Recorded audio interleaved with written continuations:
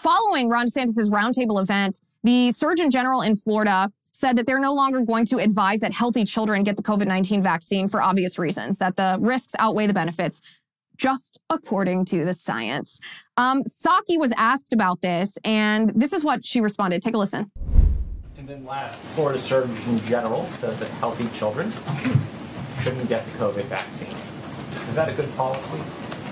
Absolutely not. Let me just note that we know the science, we know the data, and what works, and what the most effective steps are in protecting people of a range of ages from hospitalization and even death. The FDA and CDC have already weighed in on the safety and efficacy of COVID-19 vaccines for those 5 and older.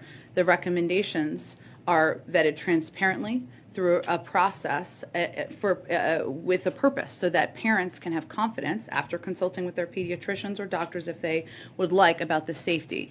But we also know through the data that unvaccinated teenagers are 3 times as likely to be hospitalized if they get COVID than vaccinated teenagers. So it's deeply disturbing that there are politicians peddling conspiracy theories out there and casting doubt on vaccinations when it is our best tool against the virus and the best tool to prevent even teenagers from being hospitalized. Go ahead. And you know what just kills me about this answer? It's not even her condescension, which is perpetually annoying, but the FDA said, we have a video.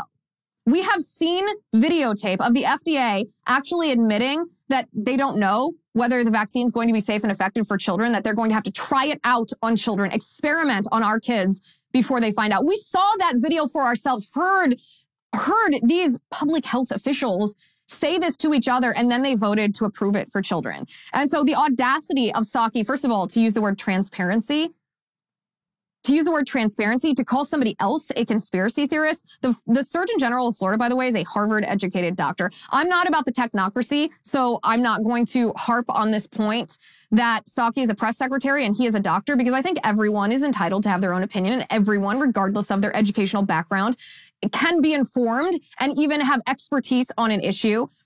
It is ironic, however, that Psaki is claiming that a Harvard-educated doctor is a conspiracy theorist just because he's following the science. He's not even questioning her ideology. He's just following the science. Meanwhile, she doesn't mention the infection fatality rate of COVID for children, the hospitalization rate, the side effect profile of the vaccine itself.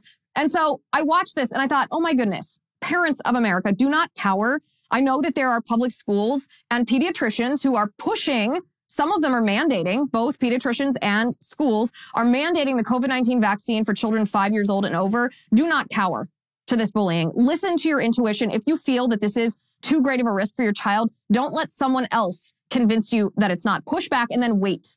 When enough parents, enough people push back on the ideology that underpins Psaki's position and forces our country, whether it's public schools, whether it's government institutions, whether it's, pediatrics, to actually follow the science and not the ideology or the big pharma profit motive, then when enough people push back, this should change.